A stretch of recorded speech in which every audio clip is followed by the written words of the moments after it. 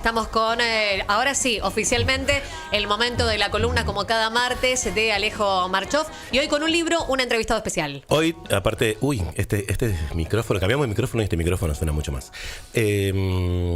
Aparte de que es un librazo el que trajimos hoy, el personaje que lo escribe es politólogo, periodista, divulgador. Es un libro que hace poquitito fuimos a la... Bajame un cachito la música de fondo. Ahí está, gracias, que no me estaba escuchando. Fuimos a la CGT, La Plata, Ajá. Ahí al lado de la Escuela de Teatro. Sí. Que ese es un edificio histórico, que es el museo de la CGT. Y fuimos a la presentación de este libro, que se llama José Espejo, El Guardián de Evita. Lo hace Hernán Brienza. ¿Lo mostramos? Sí, por supuesto. En ese lugar que estábamos, no solo estaba la presentación de un libro, sino que es un lugar muy icónico. Es un edificio que regala Evita a la CGT La Plata. Mira. Y es un edificio que, como todo lo que pasó con la Libertadora, fue vandalizado, fue profanado. Me anoté por acá unas definiciones de profanar. Dale. Me parecen hermosas antes de abrir con Hernán. Dale. Todos sabemos que profanar es tratar algo sagrado de forma indebida, pero tiene otra acepción, y por eso voy a usar esto de profanar para ese edificio donde estuvimos en la presentación del libro, que quiere decir deslucir, desdorar, o sea, sacarle el brillo, deshonrar, prostituir y hacer uso indigno de cosas respetables. Y si algo tiene, y hoy han sabido hacer eso, es hacer un lugar respetable, un lugar de cultura, un lugar donde pudimos ver este libraco, que es más que un libraco. Hola Hernán, ¿andás por ahí? ¿Qué tal? ¿Cómo les va? ¿Cómo andás? Sé que te agarramos medio de camino, ¿no? No, tranqui. ¿Estamos tranquis? Entre un trabajo y otro, como la mayoría de los argentinos. Eso que nos pasa. Sí. Estuve en la presentación de la CGT La Plata de José Espejo, El Guardián de Evita. Me pareció fascinante, no solo el libro, sino el rescate que se hace del personaje, ¿no?, de José Espejo. Y una de las cosas que me anoté es que este libro, aparte de ese rescate, es un libro que cuenta dos cosas. Cuenta sobre José Espejo, pero cuenta mucho sobre Damián, el nieto de José Espejo, que es el que trae un poco que trata de rescatarlo, y ese cruce de historias con vos, como autor, ¿no? Esa búsqueda. Por ahí, arrancar por ahí, contarnos cómo fue esos primeros encuentros o ese descubrimiento. Sí, el libro surge por una anécdota casi casual, que es que mi hermana es veterinaria, está estudiando veterinaria, y una compañera le dice: ¿vos sos algo de Hernán Brienza, el periodista? Y mi hermana le dice: desgraciadamente es mi hermano. Hermanos. Y dice: no, porque mi novio, que es Damián, es el nieto de José Espejo y quiere hablar con tu hermano. Bueno, decirle que lo llame. Y nos juntamos una tarde a tomar un café ahí en el bar de la esquina de mi casa. Y nada, medio que surgió como una especie de amistad. Sí. Y también de interés periodístico, y no exento de envidia, ¿no?, de mi parte, porque la verdad que tener la posibilidad de investigar a tu abuelo de la manera en que él lo hizo y que él que pudo hacerlo, más allá de quién haya sido su abuelo, ¿no? Imagínense ustedes que tienen material disponibles, videos, textos, audios, en los cuales habla su abuelo sobre lo que sea, aunque no sea de política, ¿no? Recuerdo de su vida particular, ¿no? Y tienen la posibilidad de reconstruir la vida de su abuelo, y reconstruir una vida de alguna manera es volver a ponernos en la vida, ¿no? Es como volver a traerlo del olvido, que es una forma de la muerte, ¿no? Como decía Borges. Sí, y a partir de ahí empezamos a tirar de la cuerda y descubrimos un personaje histórico olvidado, oculto, silenciado por muchísimas razones, sí. Pero que también es una historia llena de vida, porque el libro lo que relata también son las dudas, los miedos, las seguridades, las certezas, tanto de Damián reconstruyendo a su abuelo como mías, como narrador de esa historia, ¿no? Total. Y me parece que ahí es donde el libro también... El libro duda, ¿no? El libro tiene dudas, y en un mundo y en un país en el cual todos son certezas, todos son gritos, todos son verdades impuestas, me parece que dudar es casi un acto subversivo. Totalmente, totalmente. Y hay algo muy lindo que haces, digo, yo me lo devoré, el libro me duró muy poquito. Hay algo muy interesante que haces a la hora de construir ese relato. Eso no sé si es bueno o malo. Generalmente dicen, de mis libros, dicen, me lo devoré en pocos días. Y eso no sé si es bueno o es malo en sí mismo, pero hay algo que vos dijiste cuando me presentaste que me gustó mucho, que nunca me presentan así como divulgador, ¿no? Porque algunos tienen miedo a la palabra divulgador, y ahora te dejo seguir hablando. Sí, tranqui. No, todo tuyo. Y esa lógica de la divulgación tiene que ver con escribir para el pueblo y desde el pueblo, ¿no? Me parece que escribir villano, ¿no? Yo siempre digo que si mi escritura no sirve para que mi viejita, que ya está en el cielo, pero que mi vieja lo pudiera leer y lo entender, no servía para nada, ¿no? Y creo que no hay nada más prometeico en el sentido mítico que la divulgación, porque es robarle el fuego sagrado del saber a los dioses para dárselos a los hombres, ¿no? Y me parece que divulgar es una hermosa palabra, a pesar de todas las estigmatizaciones que tiene, ¿no? Por supuesto, y sobre todo esas estigmatizaciones, qué difícil para decir en radio, de la gente que adora, y sobre todo lo académico, ¿no? Que adora poner en pedestales las cosas para que no se toquen nunca más. No, esto va en este pedestal, esto va en este otro pedestal. Y no, yo tengo muchísimo, no solo respeto, sino admiración por la gente que puede hacer divulgación. Y algo, voy a traer una frase de Conti, ya que estamos acá, que decía, que le preguntan cómo escribe, y él dice, hay que contar desde el llano, hay que contar como si hablaras con la gente. Creo que hay mucho de eso, y además, esto que te iba a decir al principio, que intercalás diálogos con Damián dentro de la historia de Espejo, y eso le trae una frescura al relato, y ya estoy hablando un poco más técnicamente de la escritura ahí, pero me parece inteligentísimo para que sigamos prendidos, digo, no solo en el hecho histórico, sino que ese hecho histórico está siendo analizado ahora, por vos, por Damián, por la familia de Damián. Me parece, ese recurso me parece súper valorable. Sí, viste que siempre hay un misterio sobre cómo uno escribe. Es cierto que una vez terminado el libro es un recurso, y es un recurso válido. También es cierto que hay algo de naturaleza, de naturalidad en cómo se fue dando la historia respecto de cómo contarla, ¿no? No fue tan, yo diría, como especulativo la idea del recurso, sino que fue surgiendo así, y surgió a medida que fuimos contando, y dije, acá hay algo que hay que contar respecto de lo que nos pasaba a nosotros con esta historia, ¿no? Pero es cierto que también tiene algo de recurso literario, ¿no? Es verdad, pero o de crónica literaria, crónica periodística.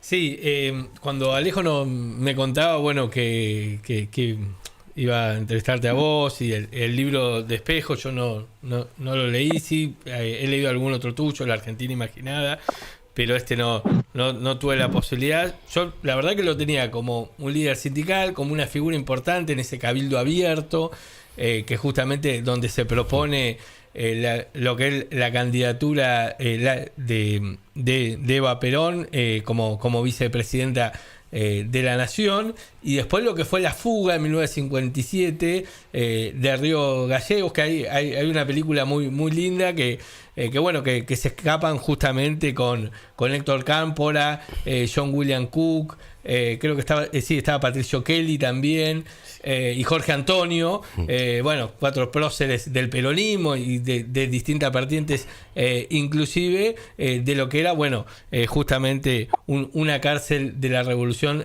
fusiladora. Pero ¿qué más podemos encontrar en ese personaje? Bueno, ya dijiste muchas cosas, ¿no? El desafiar a Perón en un palco ante 2 millones de personas, Shakespeare te haría una obra de teatro de esa escena, ¿no? Porque además pensá que el momento en el cual van a declarar o a manifestar el apoyo a la candidatura de Perón, y el movimiento organizado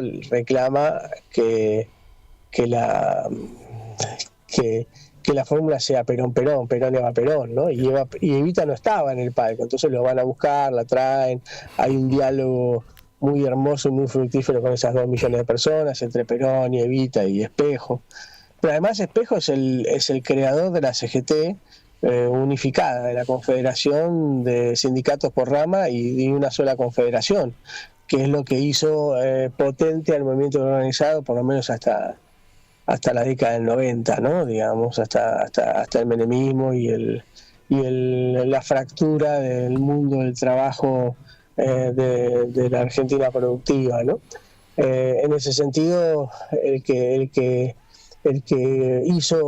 construyó el edificio de la actual CGT fue José Espejo, el que mandaba a sus dirigentes obreros como embajadores era Espejo, ¿no? El que participaba en las reuniones de gabinete una vez por semana era Espejo, ¿no? En la película Espejo no aparece entre los fugados. No aparece. Es un error. Ni él ni Pedro Gómez. Tampoco. Sí, el director se disculpó con Damián, dice que por problemas de historia, de presupuesto no le daba, bueno, no importa, es una película, las películas no siempre tienen por qué seguir a pie de juntillas la realidad, pero ahí lo que es interesante es que esa fuga demuestra la naturaleza del peronismo, si es que el peronismo tiene una naturaleza, ¿no? Porque tiene un hombre de la extrema derecha como Kelly, tiene un hombre más ligado al armado político como Cámpora, tiene un sindicalista más combativo como Espejo, un sindicalista más colaborador de Perón como Gómez, con esto dicho con todo respeto, pero también tiene un empresario como Jorge Antonio y un revolucionario como John William Cook, ¿no? Con lo cual, si uno quisiera saber qué es el peronismo, no tiene más que mirar a esos 6 personajes que se escaparon de la cárcel de Río Gallegos y cruzaron toda la Patagonia en un auto destartalado, ¿no? Y después Espejo fue un hombre que cuando volvió se mantuvo en el mundo del trabajo como cualquier hijo de vecino, ¿no? Después de haber estado en el lugar más alto del movimiento obrero organizado, que es haber sido el líder de la CGT entre el 47 y el 52, y de haber sido el ladero de Evita, ¿no? Eso le cuesta a Espejo que Perón lo eche, ¿no? De la CGT. Después se mantuvo como un hombre de trabajo y terminó como cualquiera de nosotros con un camión vendiendo vino o teniendo una cafetería en la que hacía reparto de café a los cafeteros de Buenos Aires, ¿no? Con lo cual ahí también hay un ejemplo para callar respecto de un sindicalismo ejemplar, ¿no? Que lidera la CGT y después vuelve al llano y vuelve al trabajo, ¿no? ¿Por qué un antiperonista querría que esa historia se cuente, ¿no? Claro. Si es más fácil pensar en la estigmatización de los sindicalistas como todos chorros, como todos negros, como todos ladrones, como todos traidores, ¿no? Y ahí tenés un Espejo que después de haber hecho todo lo que hizo y de haber sufrido todo lo que sufrió y de haber sido torturado en las cárceles de la Policía Federal de Frondizi, terminó siendo un laburante común y corriente como cualquiera de nosotros, ¿no? Pero con una fuerte convicción política en función de lo que el peronismo le había dado a los trabajadores, ¿no? Bueno, esos ejemplos son ejemplos que molestan a los antiperonistas y también molestan a algunos peronistas, ¿no? Totalmente. Hay algo que vos decías en la presentación que a mí me llamó mucho la atención. Bueno, hubieron 2 cosas, pero voy a empezar por una. Que vos dijiste, bueno, en muchos se le decía el chupamedias de Evita, ¿no? Y era como esa interna potente, sí. Entonces el chupamedias de Evita. Y en un momento dijiste, qué huevos que había que tener en esa época para ser chupamedias y de una mujer. Y además me parece que era como un poco su estrategia, o sea, un poco la estrategia de Evita para dialogar con Perón. Tiene un poco que ver con lo que decías de esta obra de teatro en el balcón. Sí. Algo de eso habías explicado, ¿no? Como que era un poco sí. el recurso de Evita también. A mí me parece muy interesante contar en el libro la Evita política, ¿no? No solamente la Evita de los trajecitos sastres que hace trabajo social, sino la que tiene ambición política, ¿no? Porque me parece que el gran hecho feminista de Evita no está solo en haber hecho política, sino en permitirse a sí misma la ambición política, ¿no? Ambicionar el poder, ¿no? Y me parece que cuando alguien dice, no, Evita no quiso ser vicepresidenta, lo que hay es una revictimización del rol de la mujer, ¿no? ¿Cómo no quiso ser vicepresidenta? Quiso ser vicepresidenta. No lo iba a poner a Espejo a hacer esa operación política solo, ¿no? Exacto. Esa operación política es de la mano de Evita, y gracias a la ambición política de Evita, que creía, pero no ambición en el sentido personal de querer ser vicepresidenta para comprarse un televisor de 60 pulgadas, sino para garantizar las transformaciones que ella creía que debía llevar adelante el gobierno peronista, ¿no? O como se llamaba en aquel momento, la revolución peronista, ¿no? Sí. Hernán, ¿cuánto tiempo te llevó este libro? ¿Cuánto tiempo estuviste trabajando en este libro? Y preguntarte, ¿cuáles fueron las repercusiones que encontraste luego de haberlo hecho?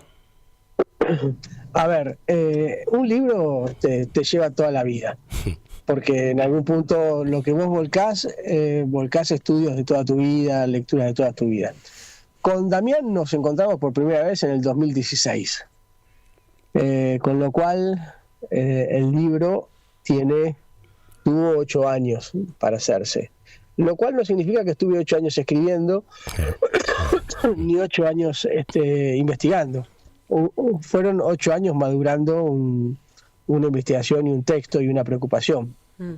Yo escribo muy rápido, con lo cual el proceso de escritura quizás es lo menos importante en la producción de un libro para mí. Pero yo te diría que ese tiempo es el que duró todo el proceso, ¿no?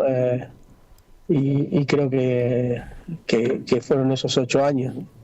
¿Y qué respuesta, qué repercusiones has recibido de este libro? Bueno, como todo, como siempre, hay unas respuestas muy buenas y después, alguna vez Jorge Fernández Díaz, el editorialista de La Nación, me dijo, no pasa nada. Vos sacás un libro y creés que cambia el mundo, pero no pasa nada. Y es cierto, hay algo del orden de que no pasa nada cuando vos sacás un libro, ¿no? En el sentido de que las repercusiones siempre son mucho más domésticas que las que uno espera, ¿no?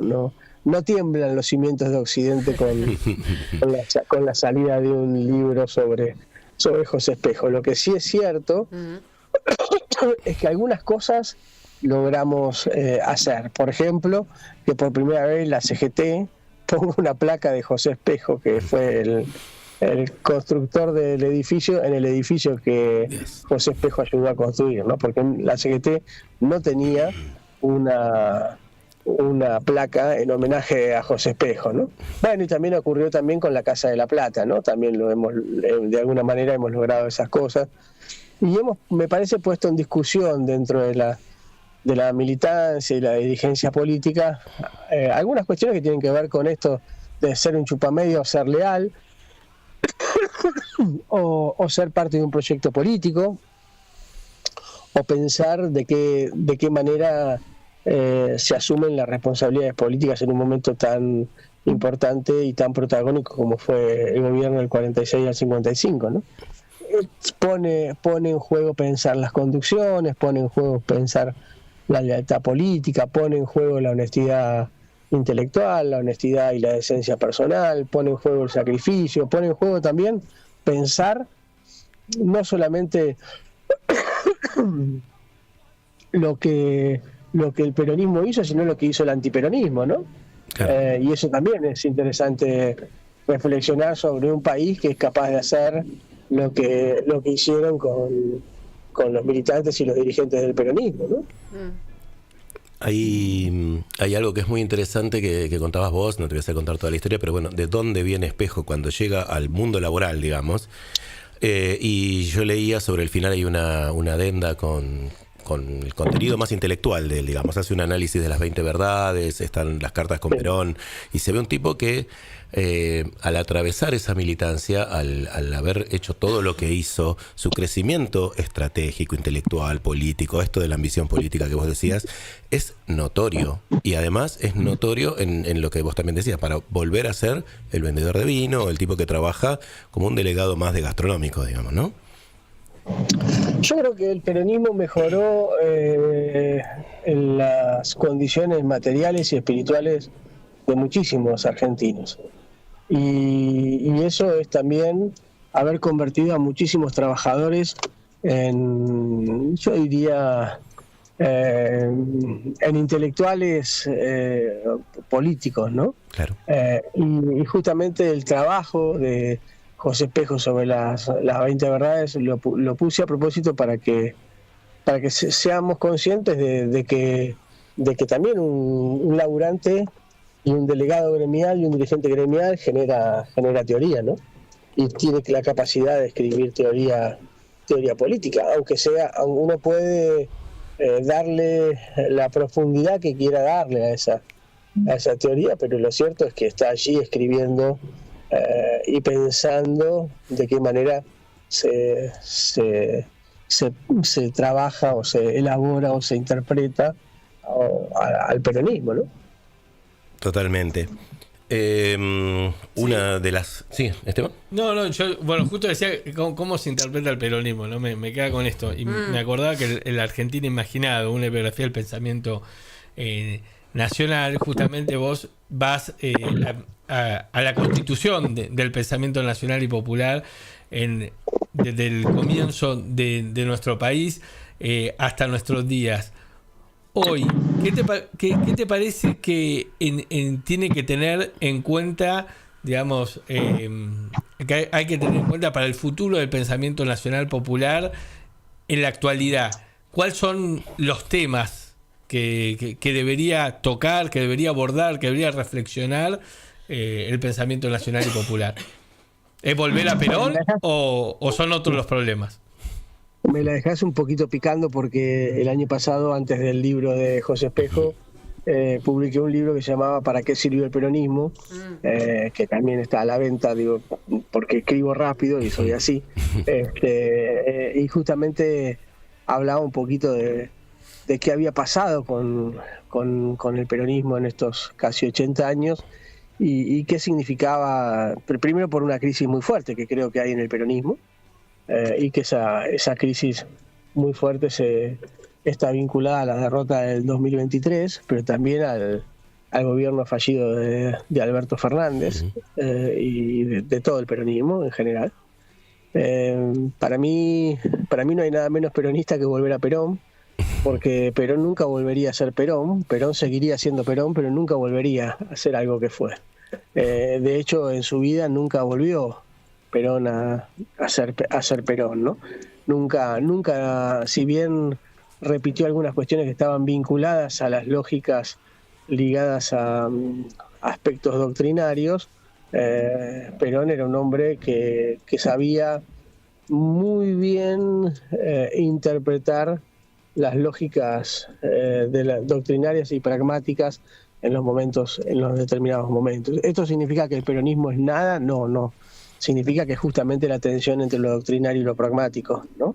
En lo pragmático incluye justamente el análisis del contexto internacional, nacional, la correlación de fuerzas, las formas en las cuales las fuerzas productivas y económicas con las cuales uno cuenta a la hora de pensar y de poder hacer política, ¿no? Yo creo que no hay nada menos dogmático que el peronismo y eso es lo que lo mantuvo vivo, ¿no? Y mientras dogmatizamos el peronismo, lo ponemos en riesgo, ¿no? Por eso creo que el peronismo tiene que estar todo el tiempo reinventándose, sin perder quizás su esencia o sin perder su objetivo, que son, como todos sabemos, hasta el cansancio, y que se repite hasta el cansancio, esos tres principios de justicia social, de independencia económica y de soberanía política. El tema es qué significa eso en cada momento en cada momento histórico, ¿no? Y creo que ese es el gran desafío, ¿no? Dar en la tecla de lo que se necesita en cada momento histórico. Bueno, para ir liberándote, que hace ya casi media hora que te tenemos acá, atrapado, y para atarlo con esto último que acabas de... Atrapado no, me quedé por voluntad propia. Muy bien, bueno. Está muy bien. Hermoso. Y la próxima más que invitado a venir al piso, Por cuando supuesto. quieras. Contaste una anécdota que a mí me parece que tiene mucho que ver con esto último que estás diciendo sobre las abuelas tuyas en la CGT, Sí. que me parece que sintetiza el por qué Perón no volvería a ser el mismo, pero por qué Perón llegaba a todos lados. No sé si la querés contar. Sí, yo tenía dos abuelas muy peronistas las dos, y una se llamaba Clementina Romero, que era mi abuela materna, y era descendiente de españoles, era republicana, anarquista, y cuando lavaba la ropa cantaba la marcha anarquista y se envalentonaba toda a la hora de cantar Chancho Burgués atrás, y tenía el carnet de la rama femenina, creo que es el 3550 y algo, lo tengo que buscar porque lo tengo todavía. Y cuando tenía mi otra abuela, que era de origen italiano, napolitana, como decía ella, y cuando tenía 2 libros en la casa, solamente 2 libros tenía. Uno era La razón de mi vida, la edición del 51, y la Biblia, ¿no? Entonces, yo cuando una vez le pregunté por qué ella era peronista, me dijo, porque Perón era como Mussolini. Es hermoso. Y bueno, yo en esa amplitud térmica, yo me fui criando en un peronismo con esa amplitud térmica, ¿no? Entre una abuela anarquista peronista y una abuela fascista peronista, ¿no? Y yo creo que el peronismo daba para esas dos interpretaciones. Y creo que mis dos abuelas tenían razón. No era que una tenía razón y la otra no, sino que las dos abuelas tenían razones de interpretar el peronismo como ellas lo visualizaban, ¿no?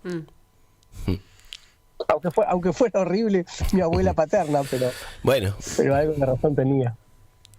Hermoso. Bueno, Hernán, te liberamos. Gracias por este libro, sobre todo. Yo la verdad que tenía muy poca noción sobre José Espejo, o sea, así ligeramente, y era ese personaje que aparecía al costadito del balcón. Ahora como teatrista también voy a estar pensando en eso que dijiste, me parece que es una gran puesta. Y nada, agradecerte mucho por el libro, por estar acá, y más que invitado cuando quieras. Bueno, muchísimas gracias. Y les paso el chivo que tengo un nuevo libro escrito que se llama El síntoma Milei, que es un análisis de lo que nos está ocurriendo. Apá. Un intento de análisis. Otro día hablamos de eso. Otro día, listo. Ya. No me animaría a decir que es un análisis. Eso va a llevar un tiempo. Gracias. Y más que invitado a presentarlo también. Vale, gracias a ustedes por el llamado.